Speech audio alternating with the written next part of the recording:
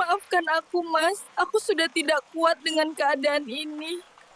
Orang-orang bilang lebih baik aku tinggalkan kamu, Mas. Ya Allah, kalau masih ada kesempatan, ambil semuanya dariku, tapi jangan ambil anakku. Hutang 1 miliar, masuk penjara, dihina semua orang. Tapi sekarang, dia hidup berkecukupan dan menginspirasi ribuan orang. Bagaimana seorang napi bisa membalik takdirnya? Subscribe sekarang, biar kamu tahu rahasianya. Di sebuah pagi yang seharusnya tenang, hidup Bima berubah total. Telepon dari bank masuk tanpa henti. Rekeningnya dibekukan.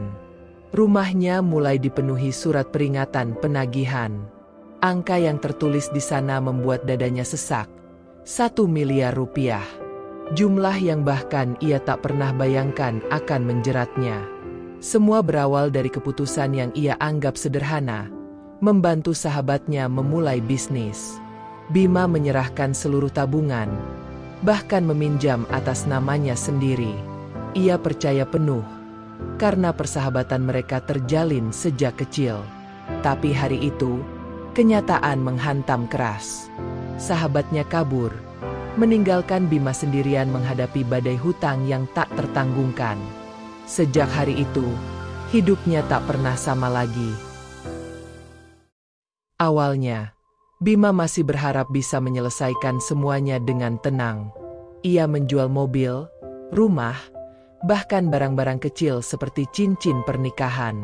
Namun tetap saja, angka itu terlalu besar. Penagih datang hampir setiap hari, mengetuk pintu dengan nada mengancam. Warga sekitar mulai berbisik-bisik. Nama baik yang dulu ia banggakan runtuh begitu saja. Hingga suatu pagi, polisi datang. Tuntutan pidana dilayangkan, hutang yang menjeratnya dianggap sebagai penipuan karena menggunakan nama pribadi untuk modal usaha. Bima bahkan tak diberi kesempatan menjelaskan. Saat borgol melingkar di pergelangan tangannya, hatinya terasa kosong. Jalan menuju kantor polisi dipenuhi tatapan orang-orang yang dulu menghormatinya. Kini, ia hanyalah seorang penipu di mata mereka. Sel tahanan itu lembab dan bau apek. Dinding kusamnya penuh coretan nama. Bima duduk di pojok, memeluk lututnya. Tangannya masih bergetar. Pikirannya kalut.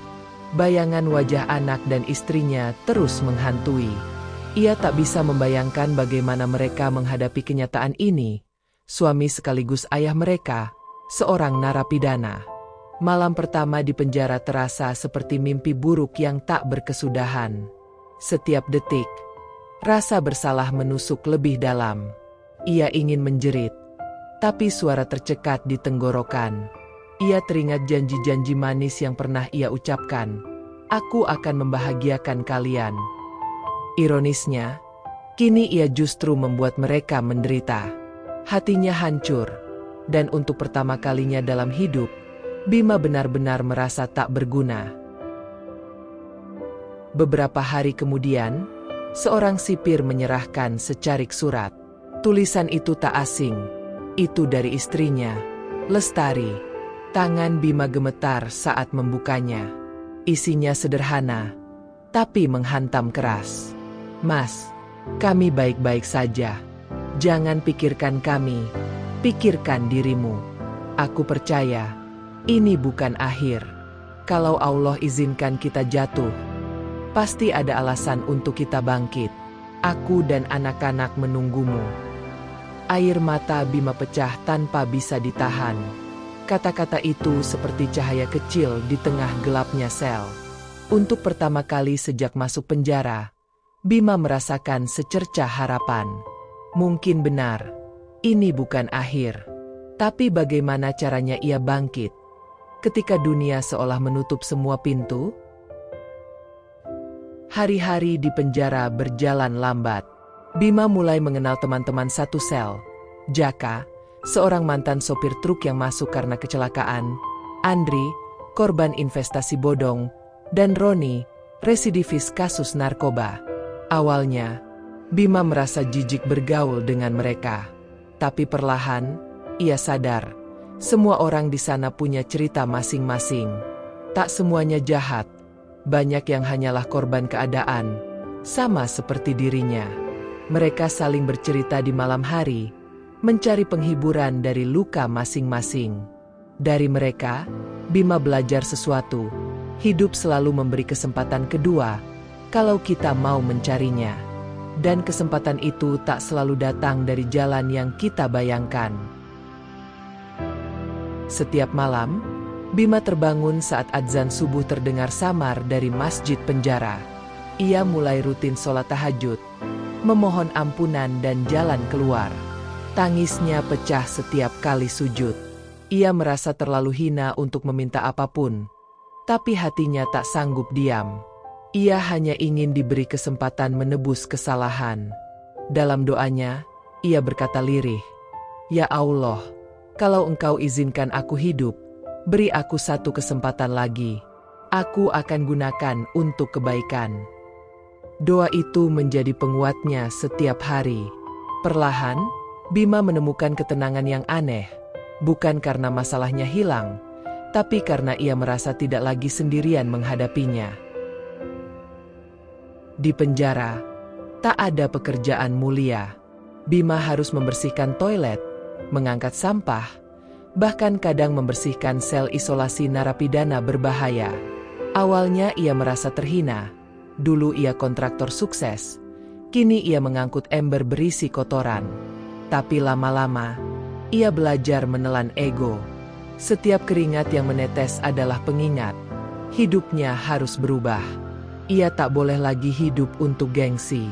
Pekerjaan itu membuatnya rendah hati, dan tanpa sadar mengasah ketangguhan mental. Dari sanalah, tekad Bima perlahan terbentuk. Keluar dari penjara bukan akhir, tapi awal perjuangan panjang. 2 tahun berlalu. Vonisnya selesai. Bima keluar dari gerbang penjara tanpa sorakan, tanpa sambutan keluarga.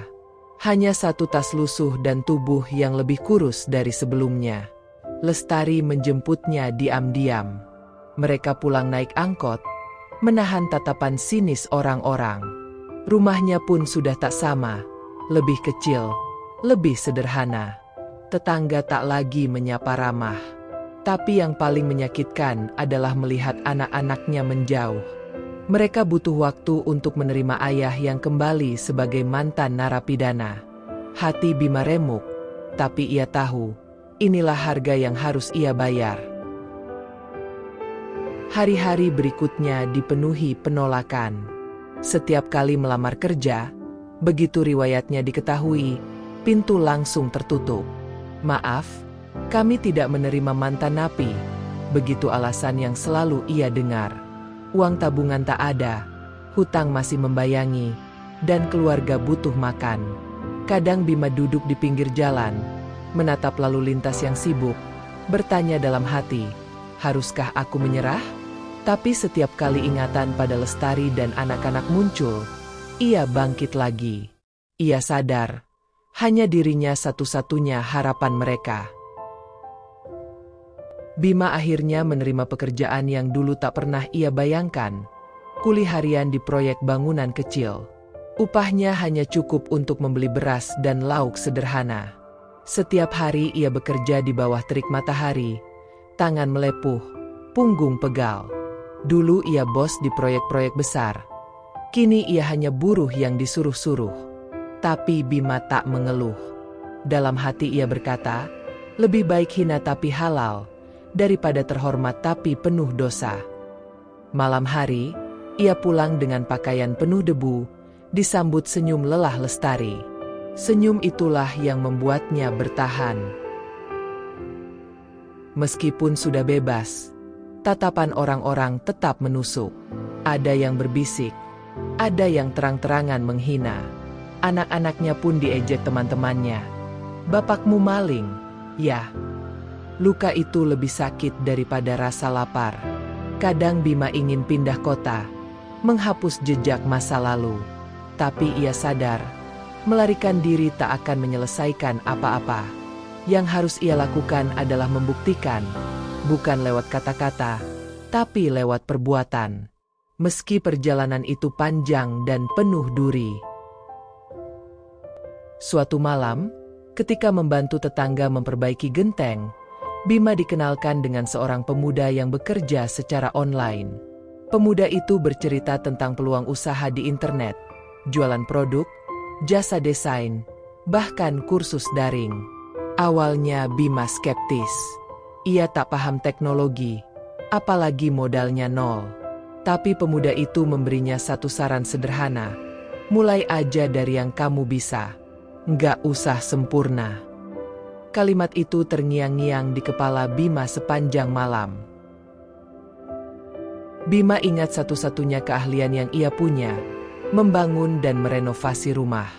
Ia mulai menawarkan jasa desain rumah sederhana lewat media sosial gratisan.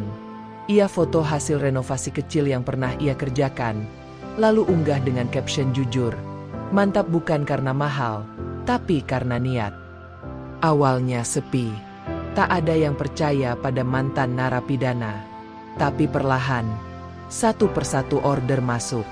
Dari satu rumah, jadi 2. Dari 2, jadi 5. Nama Bima mulai kembali dikenal. Bukan sebagai penipu, tapi sebagai tukang yang jujur. Ketika usahanya mulai tumbuh, ujian lain datang. Beberapa klien memperlakukan Bima semena-mena, menawar harga terlalu rendah, bahkan kadang tak membayar. Tapi Bima menahan diri. Ia sadar, orang masih mengujinya. Ia memilih membalas dengan pelayanan terbaik. Kalau aku marah, mereka akan bilang, "Tuh kan, napi." Tapi kalau aku sabar, perlahan mereka akan melihat siapa aku sekarang. Batinnya. Perlahan, sikap sabarnya membuahkan hasil. Klien yang puas merekomendasikan Bima ke orang lain. Rezeki datang perlahan tapi pasti. Lestari adalah tiang utama yang membuat Bima bertahan. Meski hidup serba kekurangan, ia tak pernah mengeluh. Malam-malam mereka habiskan dengan merencanakan masa depan. Kita mulai dari nol, Mas. Tapi aku percaya, kita bisa, katanya sambil menggenggam tangan Bima.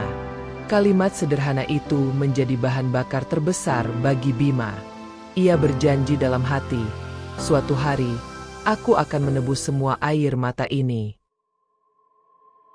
Suatu hari, Bima menerima pesan dari seorang pengusaha properti kecil yang melihat postingannya di media sosial. Saya suka hasil kerja Bapak. Bisa bantu desain rumah minimalis untuk proyek saya? Proyek itu kecil, tapi cukup untuk modal berikutnya. Dari sana, pintu rezeki terbuka lebar. Bima mulai dipercaya mengerjakan proyek-proyek renovasi, hingga perlahan ia punya tim kecil sendiri. Setiap rupiah ia sisihkan, bukan hanya untuk keluarga, tapi juga untuk melunasi hutang yang masih tersisa. 3 tahun setelah keluar penjara, nama Bima mulai berubah di mata orang-orang. Dari mantan napi, menjadi tukang jujur yang sukses. Ia tak banyak bicara tentang masa lalunya, tapi setiap kali ada yang bertanya, ia menjawab jujur, "Saya pernah jatuh, tapi saya belajar bangkit." Jawaban itu justru membuat banyak orang hormat padanya. Mereka melihat keberanian Bima mengakui masa lalu dan mengubahnya menjadi pelajaran. Lambat laun, Bima tak hanya menerima jasa renovasi kecil. Ia mulai merancang rumah-rumah baru, bahkan proyek ruko sederhana. Kliennya datang dari mulut ke mulut, bukan iklan, tapi reputasi.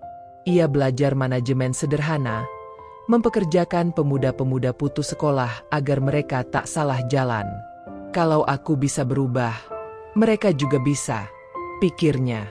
Perlahan tapi pasti, Bima bukan lagi kuli harian. Ia mulai dikenal sebagai pengusaha kecil yang bangkit dari nol. Hari itu tiba juga. Dengan tangan bergetar, Bima menyerahkan cek terakhir ke bank. pelunasan hutang 1 miliar yang dulu menjeratnya. Petugas bank terkejut. Jarang ada yang mau bayar kalau sudah bebas dari hukuman, katanya. Bima hanya tersenyum. Baginya, ini bukan sekadar hutang uang, tapi hutang harga diri. Saat keluar dari bank, ia menatap langit, air matanya menetes. Ya Allah, janji MU benar. Aku engkau angkat saat aku berserah. Bima memutuskan kembali ke kampung halamannya. Dulu ia keluar dengan kepala tertunduk, dihina tetangga. Kini ia kembali membawa perubahan. Bukan mobil mewah, tapi sikap yang lebih bijak. Orang-orang terkejut melihat Bima yang dulu mereka caci, kini membantu membangun musola dan memperbaiki rumah warga miskin. Perlahan, rasa hormat itu kembali, bukan karena kekayaan, tapi karena kerendahan hatinya. Usahanya berkembang. Bima mendirikan bengkel kayu dan jasa renovasi yang mempekerjakan puluhan orang. Ia sengaja merekrut mantan narapidana, memberi mereka kesempatan kedua. Kalau aku diberi kesempatan, kenapa aku nggak kasih ke mereka? Ujarnya. Banyak yang awalnya ragu, tapi akhirnya terharu melihat mantan napi bisa sukses membantu sesama. Bima percaya, setiap orang punya hak untuk berubah. 5 tahun setelah keluar penjara, Bima mendapat tawaran proyek besar, membangun perumahan subsidi dari pemerintah daerah. Awalnya ia ragu, takut masa lalunya menjadi batu sandungan. Tapi ia memutuskan jujur tentang latar belakangnya. Anehnya, justru karena kejujurannya, pihak pemerintah mempercayainya. Kami butuh orang yang tahu rasanya jatuh, supaya bisa menghargai setiap kesempatan, kata pejabat itu. Proyek ini menjadi titik balik terbesar dalam hidup Bima. Hubungan dengan anak-anaknya perlahan membaik. Mereka kini bangga pada ayahnya, bukan malu lagi. Saat wisuda anak sulungnya, Bima menitikkan air mata. "Pak, terima kasih sudah nggak pernah nyerah," ucap anaknya sambil memeluk. Semua rasa sakit bertahun-tahun terbayar lunas dalam pelukan itu. Lestari pun tersenyum, matanya basah. Mereka berhasil melewati badai terburuk bersama-sama. Kisah Bima mulai menyebar. Ia sering diminta berbagi cerita di masjid, sekolah, bahkan acara komunitas. Awalnya ia canggung, tapi setiap kali bercerita, ia melihat mata-mata yang berkaca-kaca. Banyak orang merasa relate, jatuh, dihina, tapi ingin bangkit. Kalau saya bisa, kalian juga bisa, ucapnya tulus. Cerita itu bukan untuk pamer, tapi sebagai pengingat bahwa Tuhan selalu memberi kesempatan kedua. Usaha Bima berkembang pesat. Dalam waktu kurang dari 10 tahun, omsetnya mencapai angka 8 digit per bulan. Tapi yang membuatnya bahagia bukanlah angka itu, melainkan fakta bahwa ia bisa membantu orang lain. Ia membiayai anak yatim, memperbaiki rumah ibadah, dan membuka beasiswa untuk anak-anak tukang. Dulu aku pernah nggak punya apa-apa kecuali doa. Sekarang aku mau jadi jawaban doa orang lain, katanya. Meski sudah sukses, Bima tak pernah melupakan masa lalunya. Di ruang kerjanya, ia sengaja menyimpan borgol tua, bukan untuk mengenang trauma, tapi untuk mengingat dari mana ia berasal. Setiap kali merasa sombong, ia menatap borgol itu dan berkata pada diri sendiri, "Ingat, kamu pernah jatuh. Jangan pernah meremehkan orang yang jatuh." Borgol itu menjadi simbol kerendahan hati sekaligus pengingat akan perjalanan panjangnya. Suatu hari, Bima kembali ke penjara yang dulu mengurungnya. Bukan sebagai narapidana, tapi sebagai pembicara motivasi. Saat masuk ke aula, ia melihat wajah-wajah penuh putus asa, wajah yang dulu ia kenakan. Dengan suara bergetar, ia berkata, "Saya pernah duduk di tempat kalian. Saya tahu rasanya dianggap sampah. Tapi percayalah, Kalau kalian mau berubah, kalian bisa keluar sebagai orang baru. Ruangan itu hening, lalu pecah oleh tepuk tangan haru. Bima tak pernah lagi bertemu sahabat yang mengkhianatinya. Tapi suatu hari, ia mendengar kabar bahwa sahabat itu jatuh miskin. Alih-alih dendam, Bima justru diam-diam mengirim bantuan melalui orang lain. Bukan untuk dia, tapi untuk hatiku sendiri, katanya pada Lestari. Dengan memaafkan, Bima merasa benar-benar merdeka, bukan hanya dari penjara besi, tapi juga penjara hati. Kini, Bima hidup tenang. Rumahnya sederhana tapi penuh tawa. Ia bukan lagi orang yang dikejar-kejar hutang, tapi orang yang membantu orang lain keluar dari hutang. Namanya dikenal bukan karena masa lalunya, tapi karena kebaikan yang ia sebarkan. Tak ada yang menyangka, pria yang dulu dipenjara karena hutang 1 miliar kini jadi inspirasi bagi ribuan orang. Takdir memang tak bisa ditebak, tapi bisa dibalik kalau kita mau berjuang. Di sebuah pagi yang tenang, Bima duduk di teras rumah, menatap matahari terbit. Lestari duduk di sampingnya, menggenggam tangannya. Anak-anak mereka bermain di halaman. Hidupnya mungkin tak sempurna, tapi hatinya penuh syukur. Ia tersenyum, lalu berbisik pelan, "Dulu aku jatuh karena uang. Sekarang aku bangkit karena doa." Ceritanya selesai, bukan karena perjuangan berhenti, tapi karena ia telah menemukan arti sesungguhnya dari hidup. Bukan tentang kaya atau miskin, tapi tentang memberi arti di setiap luka yang pernah ada.